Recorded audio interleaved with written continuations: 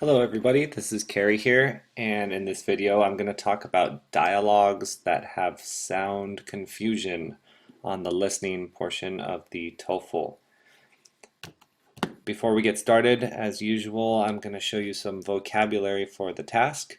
I'd like you to pause the video and maybe write these words down. They will come up in the video, so if you have a chance, maybe look these up quickly in the dictionary. You won't necessarily find minimal pairs, but discriminate and eliminate and probably sound alike can be found easily. So pause the video real quick, look up these words and get familiar with them, and then come back and we'll start. Okay, I guess you've had a chance to check out the vocabulary. So let's move on here. Dialogues with sound confusion. What is this all about? Well, some questions on the short dialogue section involve a confusion between sounds. Basically, one or more of the words from the dialogue that you hear will look or sound like a word that you see in the four answer choices for a given question. This, of course, can cause you to choose the wrong answer.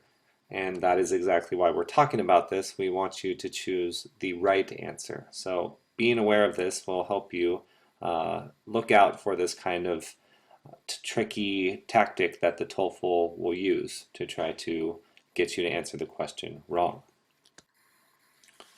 Okay, so let's take a look at an example. I would like you to pause the video for a minute and read over the dialogue and take a look at these answer choices.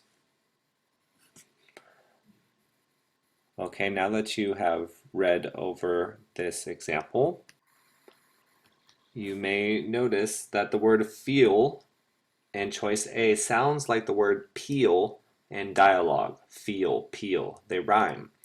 And in a different way, the word pill in choice B sounds like the word peel. Pill, peel. They're very similar. And notice that the choice C, which is the correct answer, and choice D do not contain sound-alike words. So there's pill and feel. This is not a coincidence. This is a specific thing that the TOEFL test uses to try to trick you and to test your ability to discriminate between sounds.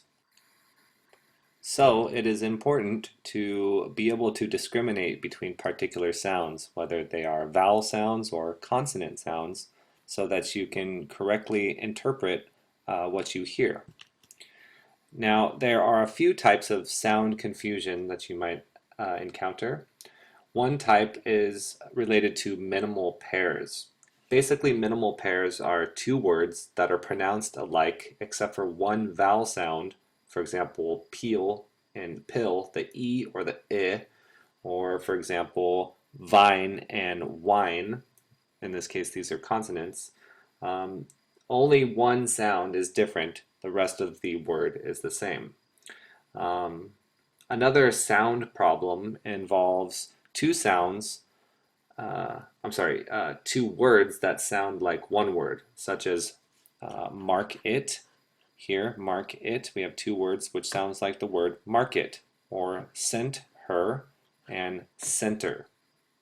Okay, another type of sound confusion involves one word that sounds like part of a longer word, such as nation or imagination, or mind and rewind, as I've given you the example here.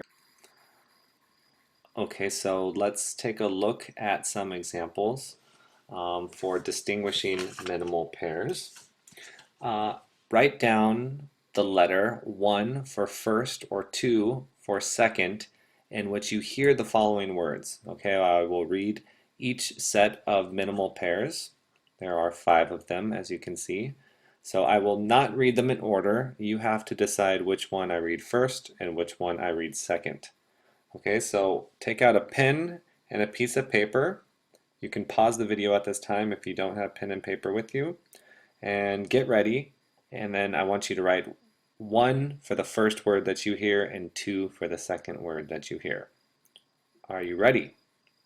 here we go.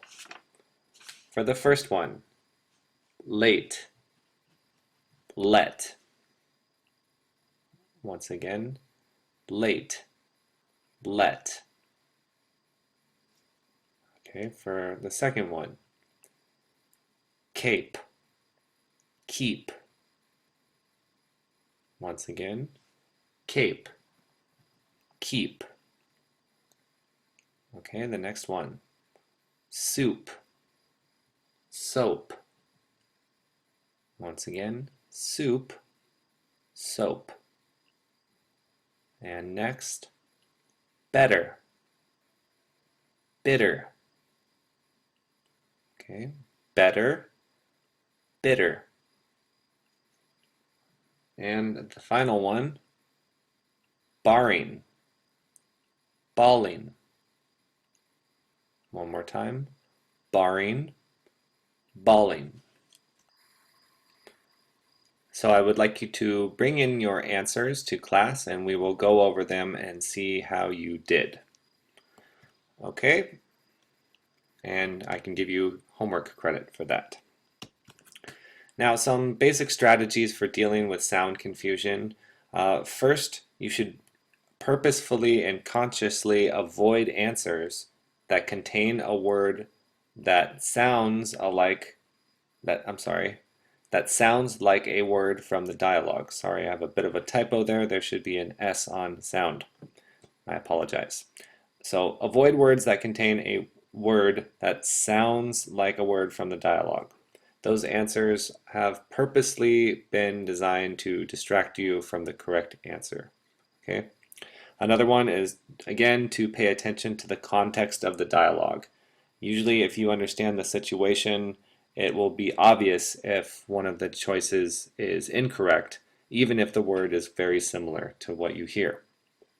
And finally, you should try to practice distinguishing between similar sounds in English. You can check out some of the websites on Canvas for more practice with the sounds of English. And make sure to watch the other videos, and that will also help just familiarize you with listening to English. Okay, that's it for this video, and I hope that was helpful. I'll see you later.